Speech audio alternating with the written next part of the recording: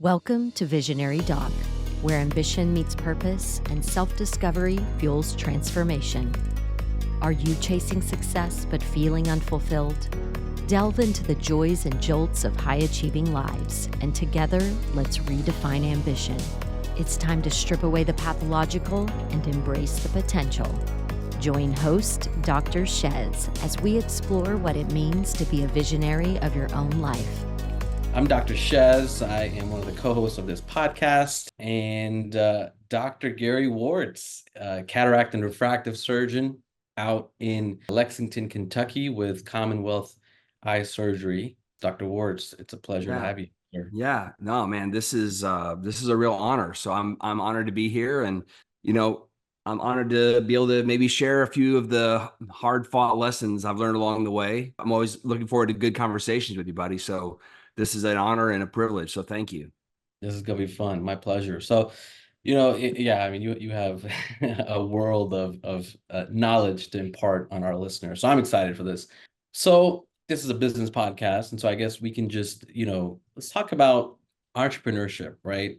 What is your perspective on what it means to be an entrepreneur and the concept of entrepreneurship?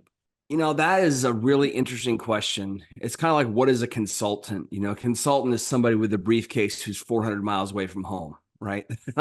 An entrepreneur, that, it can be a very broad definition, but I think in my mind, it is all about someone who is willing to take risk on an idea, someone who's willing to bet on themselves and willing to create something from nothing, like 0 to 1, creation and plowing new ground. I think those are kind of the foundational aspects of being an entrepreneur. That's not the only way to do it. I mean, there are plenty of entrepreneurs out there that are, taking established businesses and growing them, and that's, a different way. I think in ophthalmology, when someone, talks about being a medical entrepreneur, I think generally we're talking about being an innovator, about, starting a company, about growing an idea into a profitable business. And so those are sort of the things that come to my mind when I hear that term, especially in the context of ophthalmology. Yeah, it's kind of like cataract surgery, right? There's a million ways to perform cataract surgery, Right. I mean, it's just like, it's in your hands, it's your anatomy, it's how you think, right? It's how you problem solve in a way. And I'm hearing what you're saying is it's the creativity aspect of entrepreneurship that you find most exciting. But don't let me put words in your mouth. Is that you find? Yeah, that's the thing. There are exciting bits of entrepreneurship, and the more naive you are about entrepreneurship, the more exciting it becomes, unfortunately. And the more you get into it, the more you realize it takes up a lot of time and energy. And interestingly, just as an aside, I think a lot of people go into medicine from a practical standpoint, not from like a spiritual or like a calling standpoint. I think all of us, if we're honest with ourselves, we say, we came into medicine because we wanted to make an impact on the world by helping people and with their health. Like, what's a more noble profession than being a physician? Right. But from a practical and pragmatic standpoint, I kind of say it's the most linear path to being successful, but it's also the steepest climb. So you just climbed a mountain recently, but it's sort of like going up a sheer rock face. Being in medicine, to get to the top, you have to grind and crawl to the top. But you kind of can see the prize at the end. You kind of see, okay, after this many years, and this is the path, I can see the prize at the end. Being an entrepreneur, you kind of see the end state. You see the desired state. But there's really no clear pathway to getting there. And, it's taking just one step and then learning from that step, reassessing, where you're at, taking another step. And it's can be a very circuitous path. Doesn't always lead to success. A lot of people, fail along the way. And then there's different versions of that. So some ventures are more risky than others. So it's not to say that every venture is super risky, but there are definitely those ventures that are very, very challenging. And I've been a part of one of them that is, taking a lot of my time and effort, and I've learned a lot along the way. Yeah, and I want to get into that, but I want to reflect on what you just said, because it reminded me this step by step, right? So when I climbed Kilimanjaro last year, if I looked at the peak, I would not have made it, right? And I always say this, and the folks that help you, get up there, right? Not Sherpas, I forget the term, but there's a saying in Swahili that they would say, and it's called pole pole. It means step by step, right? Hmm. If you Right. focus on that like audacious peak, man, it is so overwhelming, right? But the only thing you can do is control what you can control, which is that next step, right? Yep. If you keep Yep. keep taking that step, 6 days later, we're at the peak. And that is so different than our training as physicians. Because as Right. physicians, like it's all laid out for us. We know what we have to do, right? This test, and then, apply here and go there. But entrepreneurship is like uncharted territory. Right. And so, you know, on the one hand, it's like, man, doctors, I've heard this like this saying, right? Like doctors don't make great business people and all this stuff. But I'm like, dude, we operate in people's eyeballs. If we can do that, we can do business, right? It's just Yeah. shifting your mindset from this, you've been told what to do your whole life, and now it's a little bit different, but that doesn't mean we can't do it. Right. I also think there's just a different way that physicians communicate than business people that are trained in business communicate. And even from like, if you listen to people like selling, doctors don't, in my opinion, we do not communicate with our patients like salespeople do, and rightfully so. Thankfully, we don't do that. Right. Our language, our message is always held to a higher standard because we understand the bond that we have with our patient. We understand that, this is not a transaction. This is impacting their life. So when we talk about premium lenses or refractive surgery, those sorts of things, we have to be very specific with our language. We have to be very specific talking about risks and benefits. And in business, not to say that business people are not ethical. I don't mean it like that. But if you listen very acutely, there is sort of just a difference in the way ideas are pitched between if you're a physician or if you're sort of trained in sales. You're in Yeah. sales, you're really talking about the positives.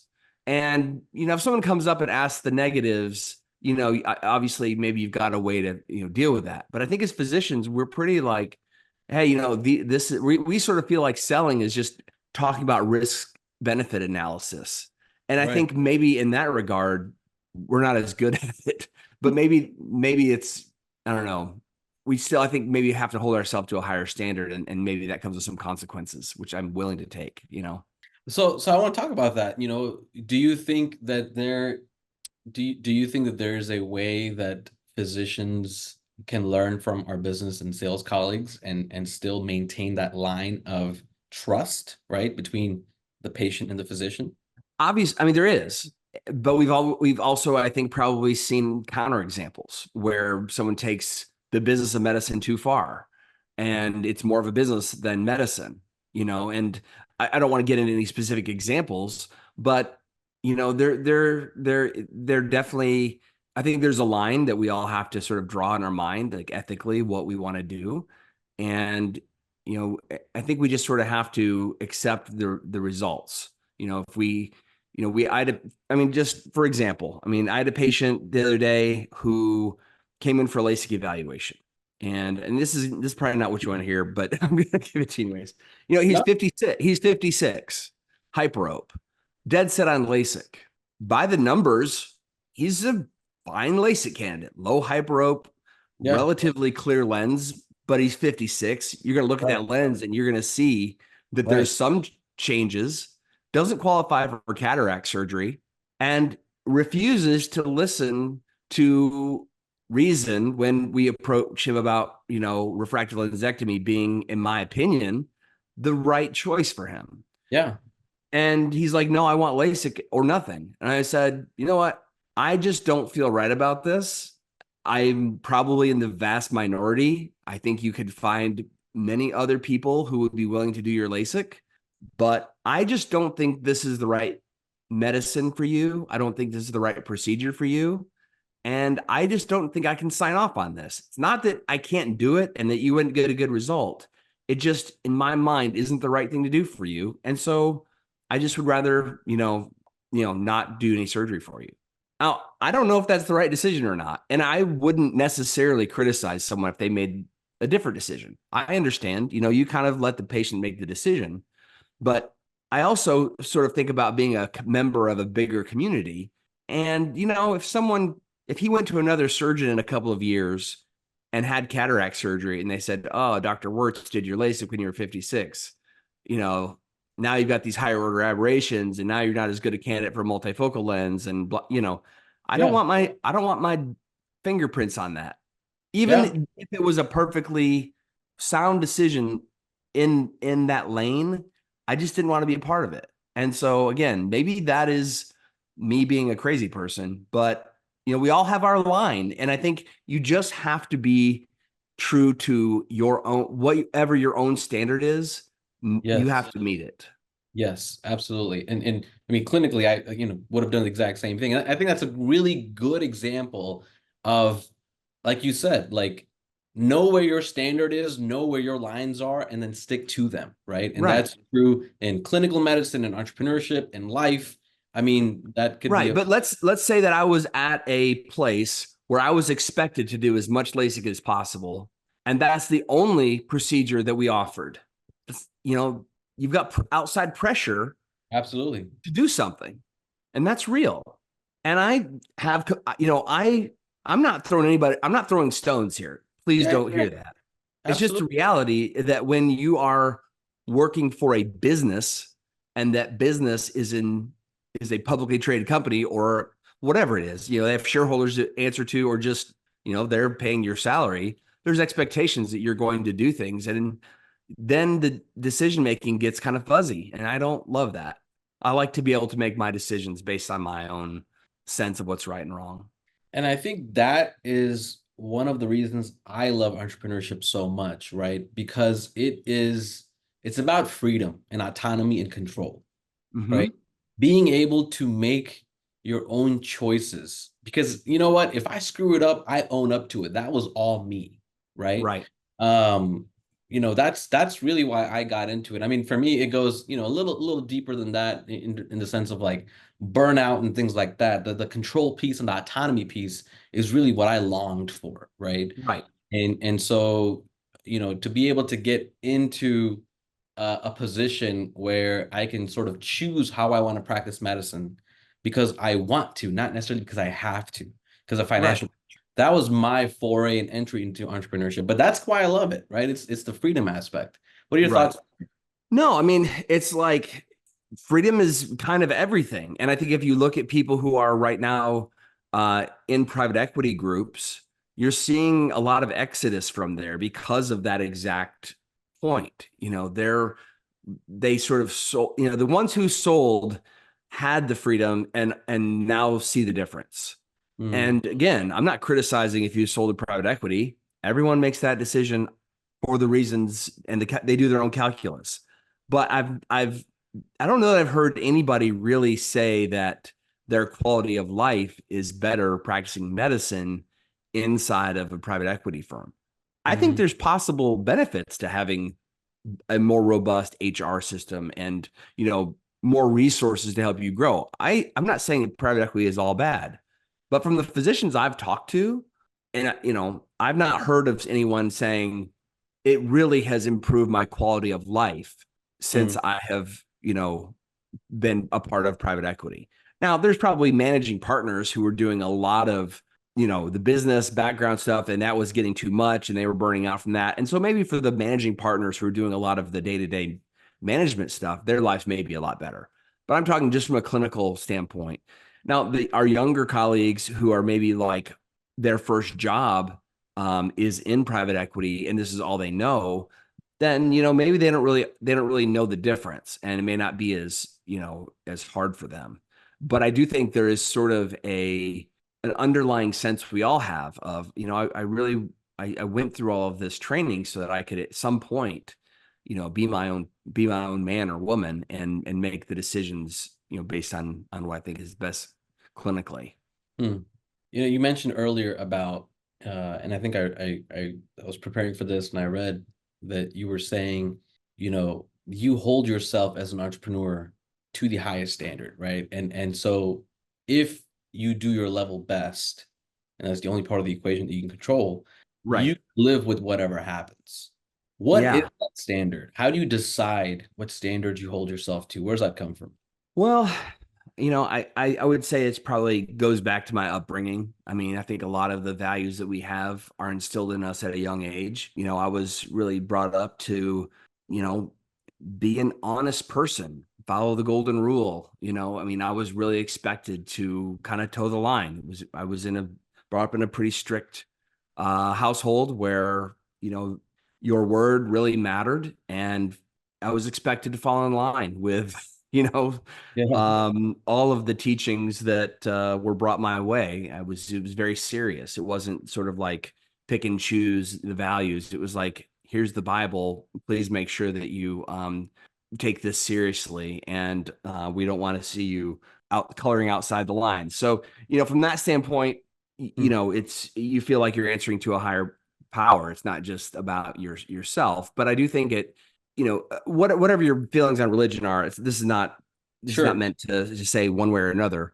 But Yeah. that being said, all of the ancient scriptures and texts have remained because there is fundamental truth in all of them, Mm, meaning that they help societies organize around standards and values.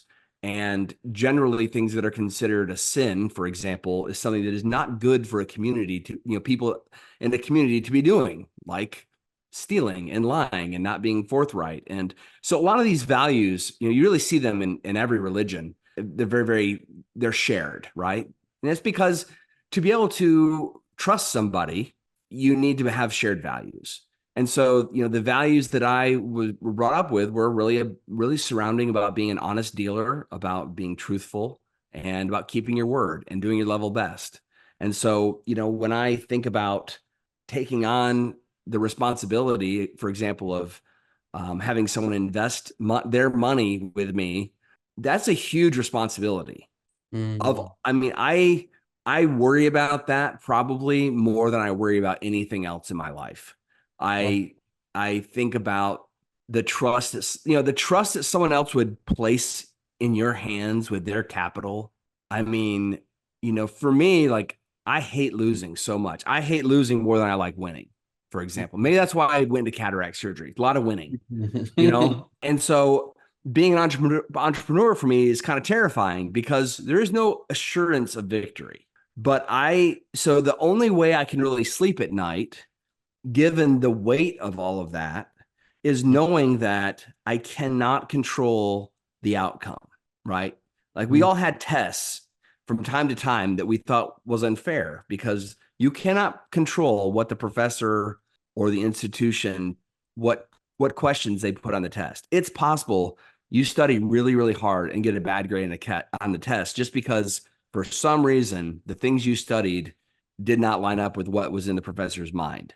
mhm. So you can't be upset with yourself if you don't score well on a test, so long as you put in the work and you were strategic and you committed yourself and you didn't take shortcuts.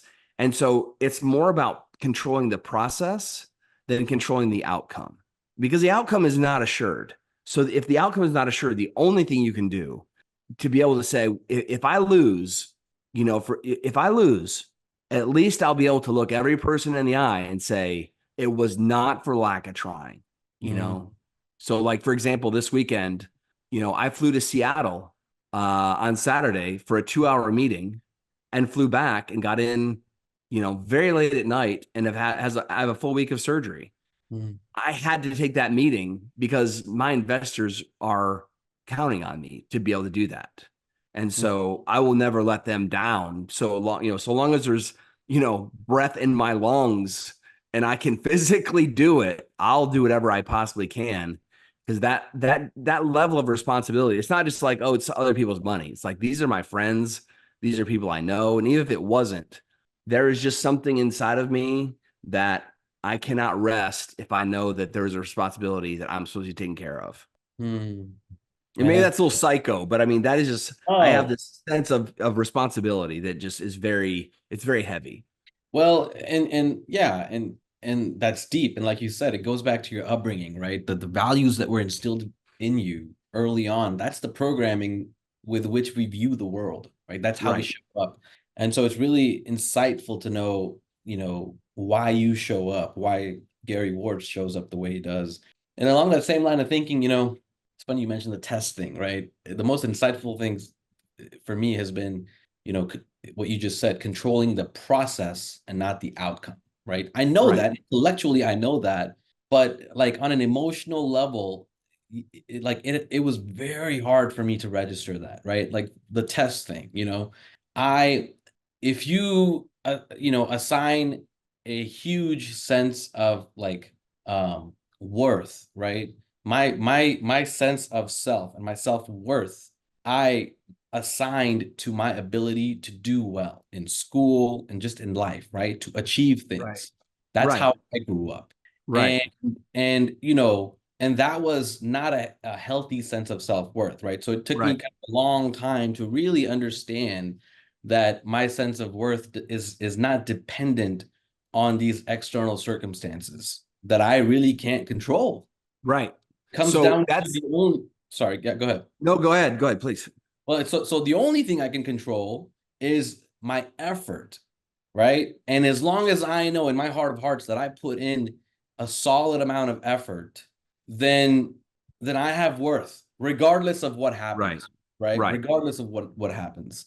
Um, so you were saying? Yeah, I'm just saying, I think that there are really, you look at personality types, and I think a really interesting way to look at people and to sort of see what makes them tick and why they're motivated, which is sort of, I enjoyed that, just kind of Same here. learning about people, Yeah. is the people who have an external locus of self-worth versus people who have an internal locus of self-worth. Mm, And like I have family members who have external, and I'm one of those external people. I really respond to praise. I respond well to getting a good grade. Those things make me feel good. Versus the folks in my family who have an internal locus of self-worth, I think are much healthier, but they're harder to motivate in some ways mm, because they feel pretty good about themselves regardless of external circumstances. yeah. Right. And Yeah. so it's been a really interesting learning for me to look at that and see that as actually much healthier. But also realizing that maybe somewhere in the dysfunction that we're talking about of feeling like your self-worth is, based on these performances, it is a good motivator to study really hard, because the last thing you want to do is to prove your haters right. Right. Because at Mm, some point, we all have someone in our life who basically said some version of, you're not good enough. You're going to never make it. You're being audacious just for even saying out loud your goals because you're so far away from ever fulfilling them. You're a fool for even trying. It's a fool's errand. yeah. So I don't think I've ever met a very successful person who doesn't have someone in mind that they can think of where that happened. And that's happened to me many times. And I'm not gonna, I don't need to go over it.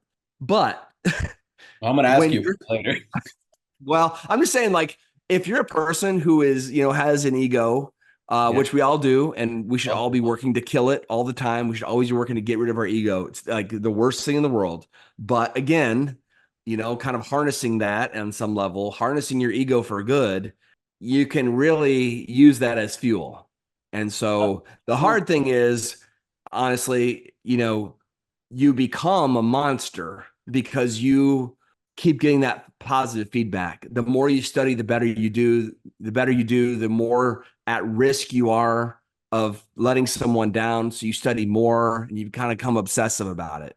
And then the problem becomes you get addicted to that dopamine hit of performance, of winning, of the pat on the back. That's dope. That's that dopamine yep, feedback, right? yep, yep. And then once you hit whatever thing you were trying to get to, it after about an hour or two, you feel like you're completely empty because you don't know what the next thing is you're supposed to do. And you've just been worried you've been programmed, you've been running the same program to infinity. And at some point it breaks down, it stops being fun, it stops, and then you're kind of at a point where you have to reprogram yourself. You have to think a little bit differently about, what is happiness? Why are we doing all this? What was the goal in the first place? What got you started in this? And so, that's hard though, because you've been running the same, feedback loop for quite a while, and to unprogram yourself at 30, 35, 40 is not easy. Man, I can relate to that so much because, like I said, that whole, I think you called it external locus, right? Of self-worth. Yes. Self-worth versus internal. I call it external validation versus Right. internal validation, Yeah. right? Yeah, exactly. Same thing. External motivation or intrinsic motivation, kind of same concept. But I think, again, another insightful thing you said that really has helped me. So in this conversation is, I've always been kind of like a black or white, on or, all or nothing, on or off, right? Binary thinking. And I feel Right. like life is nuanced. Life is not black and white, right? And so it's not either or. It's not like it's all about intrinsic motivation. It's all got to come from within, because like you said, having that some level of healthy external validation is important for motivation. Right. Right. Exactly. And in my mind, like, I was way one way, right? It was all about external validation. And over the last 3 years, I've worked a lot on my mindset and myself to now understand that there's nothing I can accomplish and no one I can become to prove my worth, right? It's an inside job. But that doesn't mean that I don't need some level of external push to continue to keep me motivated to perform for good, right? Right. Like that, look at that thing. I call that my wall of pathological ambition, right? Because my entire life, it was like there's a reason that the International Space Station is in the middle there, right? Because I was like, man, I'm going to become an ophthalmologist and I'm going to become a NASA flight doc and do all of these things, right? With the vision issues that astronauts have. Matter of fact, I'm not just going to become a NASA flight doc. I'm going to become an astronaut, because that's what's going to prove my self-worth, right? Right. And that was a recipe for disaster, only to find out, to come full circle and realize, man, like, I don't need anything like that to prove, right, my sense of worth. I'm good in just who I am because I'm a human being, worthy of love. That was a very difficult thing for me to wrap my mind around. When did you sort of, understand this concept of self-worth? And because I feel like you have a very healthy sense of self-worth and, kind of a secured sense of self. Did you ever struggle with that concept? And when did you really kind of come to terms with that? I mean, interestingly, I think it's a struggle I think I still deal with. You break a bag and, it's very humbling to this moment. It doesn't happen very often, thankfully. But I think that, there's a saying, and I don't know, I'm not sure who to attribute it to. It's not mine, so I don't want to take credit for it, but it says something along the lines of, most successful people have sort of a sense that they were made to do something great. The willingness, combined with the willingness to delay gratification, fueled by a crushing inferiority complex. Okay. And it's really those three things that sort of, if you have those three things, it's kind of like the magic formula for being a high performer. But I don't think it's necessarily it's not necessarily a formula for being happy. And so, I think, to kind of get back to something we were talking about earlier about Jocko Willink and those sorts of things, I think I find a lot of satisfaction in actually owning the process of success or failure, honestly, for taking responsibility. And maybe this gets into the things of like control the controllables, the things that are within your control, those are the only things you should be worried about. And if you're, searching for worth or searching for a sense of like, how do I can't bear the whole weight of the entire world on my shoulders. Let's try to put things into boxes. And it's like the old serenity prayer, like, God, give me the strength to change the things I can, the serenity to accept the things I cannot change, and the wisdom to know the difference. When I Mm. read Jocko Willink's book about extreme ownership, I actually kind of thought about the serenity prayer a lot, Mhm. because what it really is talking about is, you cannot control everything, but on some level, there is a sense of responsibility that you bear for almost everything. And so really defining that and not blaming I think that maybe one of the things that annoys me most in the world is when I hear people making excuses or blaming whatever. And it's not Mhm. to say that there are not, sufficient reasons for people to have gripes about the world being unfair. Mhm. I want to just say that, my life and, who I am and where I come from, I've lived a very good life, and I have not had a lot of challenges that other people have had. And so I don't mean in any way to be disrespectful in that regard. Sure. That aside, if you want to make an excuse, there are excuses aplenty to choose from. Mhm. And they're generally like, you can have results or excuses, but you can't have both. That's another favorite saying of mine, Love that. I you love that. know, so if you want to be successful, you just have to take ownership of your current situation, figure out where you're at, look at yourself in the mirror, acknowledge your deficiencies, and figure out a plan forward. And that's just not about medicine or ophthalmology or entrepreneurship. That's anything in life. If you're not in a position where you want to be, look around, evaluate yourself. What are you doing? What do you want? And is what you're doing getting you what you want? If it's not, you know, change. Start by making, small steps to change. So, I don't know if that really answers your question. I'm kind of kind of going off on a tangent, but I do think that I worry less about my, sense of worth, or, you know, if I'm doing the right thing, as long as I realize that I'm taking care of my responsibilities. And as a father, I was a father at 23 years old in medical school. I had my second child at 25. I got Wow. married at 21. So like, I've had a lot of responsibilities in my life starting from like a very young age. And so I kind of feel like I've just been, I've needed to be responsible. And I think I have a very, I don't know, I think I have a very strong sense of taking care of my responsibilities. And I take that very seriously. Yeah, I mean, you definitely answered it, man. Extreme ownership, right? Yeah. I read that book in residency, and I actually used it as on an M&M morning, because I made some mistakes on call, and instead of making excuses, I read that book and I was like, man, like, yeah, I screwed up. I'm learning. I screwed up, and I need to own up to it, right? Right. So that I can learn from this, and so that this never happens again. I The actually la said, yeah. And I would imagine, for anyone who is out there who's in training or, young in their career, if you make a mistake, the last thing your senior resident or your attending wants to hear is an excuse about why you made the mistake. yeah, Because now they have to both correct your thinking about why you made the mistake and also your training about why you made the mistake. yes, So there's two problems to solve now. If yes. you say, I made this mistake and I understand why I made the mistake, and I'm sorry that I made it and I want to never make it again, what that does is it shows that you're trustworthy, that you're going to tell the truth when something doesn't go right, and that they can give you more responsibility because they know you're honest, and they will act. That actually lightens the responsibility. I mean, yeah, you may have to do some things still, and it's always about patient care, but owning the mistake or whatever it is going to get you so much farther faster than trying to pawn it off on someone or some external situation.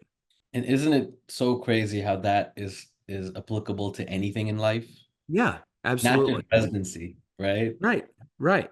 Well, and I also think business, like we're getting back to business, but like Yeah, yeah. there's the whole like game theory. And game theory, when you're in business, you can screw people once. But once you have screwed over a partner, they are never going to do business with you again. Yeah. So, if you're thinking about doing something that's immoral, just recognize you can do it once and maybe get away with it.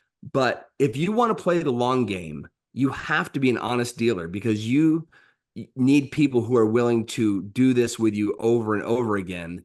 And when your name comes out of someone else's mouth, you want people to say, that's a person I would trust. That's someone I'd invest with. That's someone I would do business with because they're an honest dealer. And it's especially important when you have the opportunity to screw someone and you don't. When you have leverage and you could take advantage of a situation and you decide that you won't do that, that is when your character is revealed, I think. Mm, That's well said, man. Yeah, and it's one of the reasons, another reason I just love this, just embodying what it means to be, an entrepreneur, because like you said, the long game, right? That is true in business. That is true in life. It's, Simon Sinek's book, right? The Infinite Game. Yeah. And if short-term thinking always tends to be like, it's like in life, right? It's like, man, like if I drink that drink, I'll have a good time, right? I'll have a good time and, it'll be fun and everything like that, but I will regret it one way or another. The long-term thinking there is to forego that, delay the gratification, and maybe do something that's harder, like to go work out, right? It's just such a small example, but it's so crazy how some of these like basic fundamental principles turn out to be the difference between, the good and the greats. Yeah. Business and also like just, I mean, there's I don't know if I should say this or not. We can edit it out. Okay. Well, all right. So there's a saying, it's crude, but it is very, it is stuck with me because someone told it to me who was kind of crass. It was a senior resident. And, I was sort of complaining about how hard things were in residency. And he said, well, Gary, never eat 11 inches of a 12-inch turd. He goes, if you're going to take that first bite, finish it or don't start. Oh, man, that's dude, that is like life's fundamental truth right there, man. And like I hate that it's such a gross analogy, but like there are things in life that are very hard to do. But if you're going to start it, see it through to the end, or you shouldn't have started in the beginning. Don't get 11/12 of the way through something very hard and quit then. It's disrespectful to yourself, to your younger self. Yeah. I actually think about that when I'm running and I'm at the last whatever mile. I say to myself, do not disrespect the effort you have put yourself through to get here. Don't disrespect yourself. Push through. And that's like the little motivation sometimes I need in life, or when it's hard. It's like, you did all of this. Don't complain about it now. Like like some days it's, I've got a busy caseload and I'm like, this is gonna be a busy day. And I say, this is what you would have killed for. This is why you stayed late. This is why you practically drove yourself crazy studying all those years. Don't be disrespectful to that version of yourself who put you here. That is such a great perspective, to really latch on to in those moments when you're just like, man, like I just can't push through anymore. Right. Yeah, I'm not gonna forget that. I love that. Yeah, I feel like that version of me would be slapping this version of me, saying, "You don't know how good you have it. Like, we did it. Don't complain now. We're here. We got there. We actually did it when no one thought we could." Oh man, speaking of no one thought we could, you were mentioning earlier that there were people in your life that, told you you'd never make it, right? Yeah. Just like in my life and I'm sure so many others.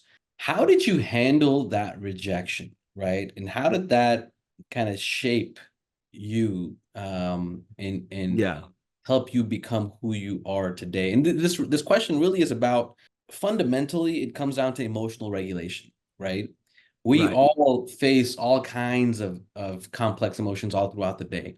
For me, rejection, right, telling me that I can't do something, I'm just like, bro, hold my chai, right? Like, watch me, Right. That I take it really personally. How did you handle that rejection, and how does that shape you? I mean, I'm at the point now where I actually see it as a huge, huge blessing, Mm, like the greatest gift anyone could have ever given me. I am only here because of that. Okay. And mm, so I was immature.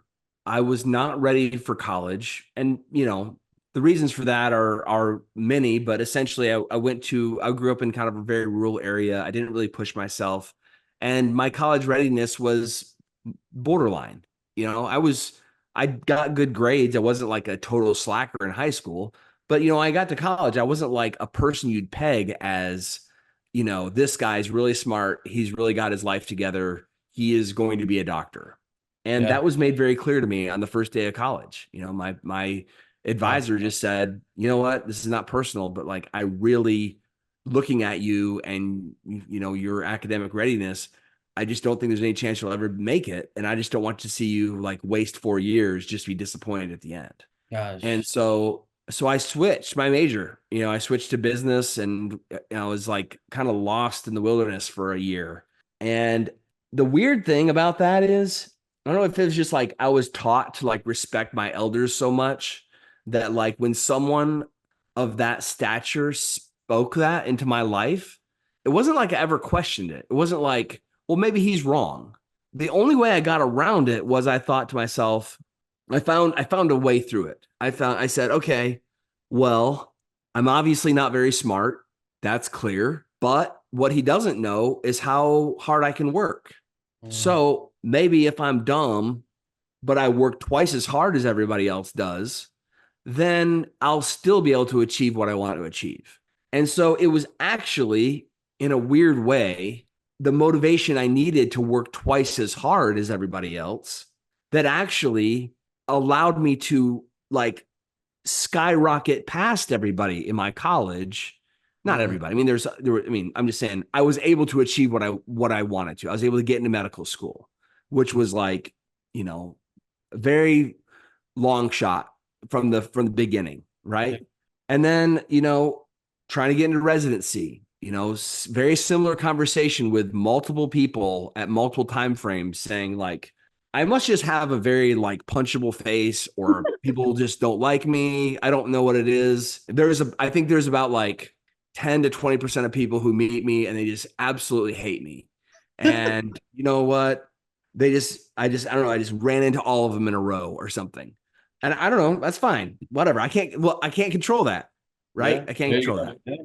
But I had multiple people tell me on the interview trail and actually starting my residency, once I matched, that like, you're horrible. You should quit. Like, you're not going to be good at this.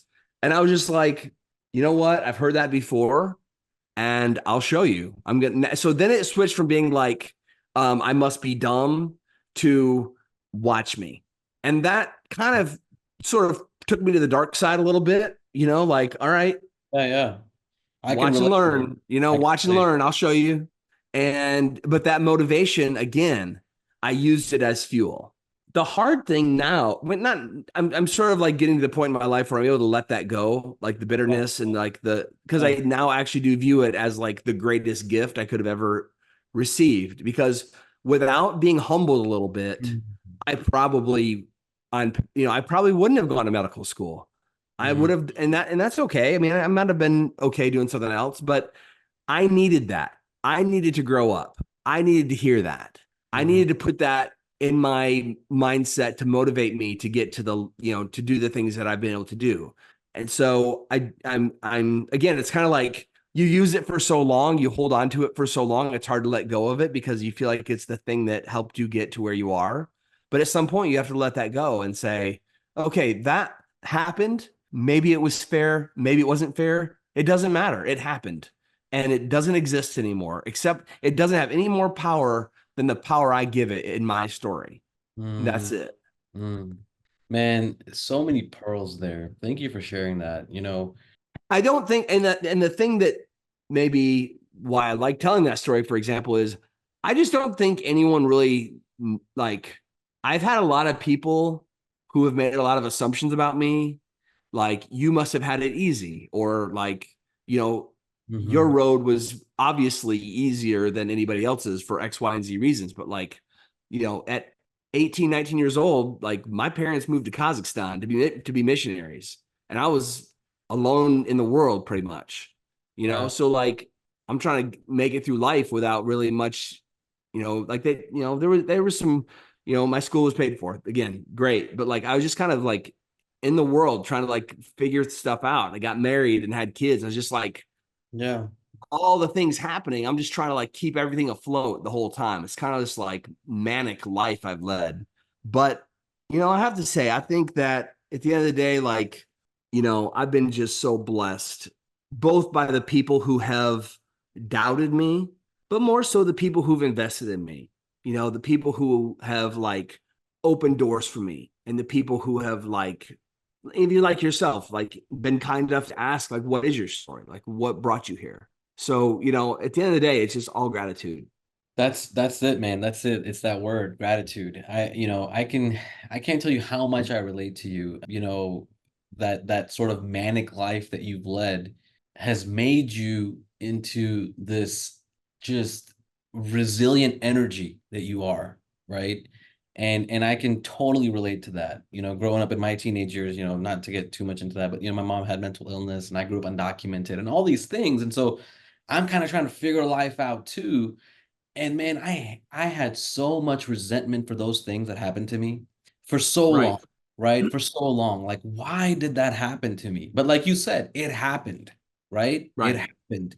And now, thank God it did, because I believe I can figure out anything, right? It's not going to Right. be easy, but I will figure it out because I have had to, right? I couldn't even drive because I was undocumented, right? And now that I'm a Right. US citizen, bro, like, there's nothing you cannot do if you have a US passport with your name on it, right? I Yeah. will go to my grave saying that.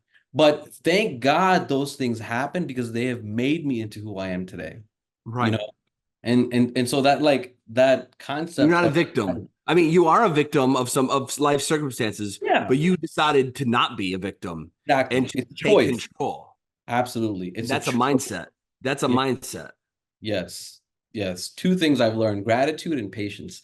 Gratitude, certainly when things are going well, but even for your struggles, right? And then patience when you are struggling. Because Yeah. there's always light at the end of the tunnel, right? Yeah. Absolutely. Absolutely. Man, I appreciate you sharing that. That was pretty profound for me. We got deep, Uh, man. we got deep, man. I love those conversations though, you know. That's what it's about. Man, I don't care what your favorite color is, Gary. That's right. That's right. Well, Dr. Gary Wortz, any parting thoughts? Any piece Um, of advice? I would just say, there's a lot. I think, I'm here. I'm going to come back to humility, which, I'm not very great. I'm not great at that. I think it's okay to be confident, in the things you're confident in, but also have enough humility to recognize that, there's always unknowns out there. And, even though I'm confident in what I'm doing, I recognize I can't control everything. So I'm just trying to control the process. But I would just tell people, you know, try your best to not be defined by, the things that you do. Try to find that, that internal peace. Recognize that sometimes you need to change your thinking as you mature. And sometimes the things that were adaptive, for you to get to a place are not adaptive for you to stay happy at that place. So it's okay to grow and change. And it's okay to change your mind about things, So I just think in general, we should always be growing. We should always be trying to consume new ideas and trying to challenge ourselves. I think that's how we, have a happier life.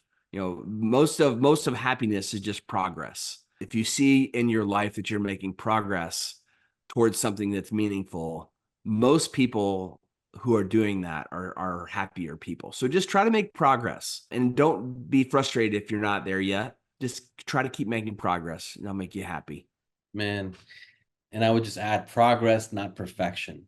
Yeah, exactly. Exactly. Progress, not perfection. Because, coming from a perfectionist, like that, what you just said has taken me so long to get in my head, Man, thank you so much. Thank you for being vulnerable. Thank you for being humble. Thank you for showing us what grit looks like. This was one of my favorite conversations. Oh man, vice versa, man. I appreciate you letting me come on here. Okay. Yes, sir. We appreciate it very much. I also just want to take a moment to thank our listeners.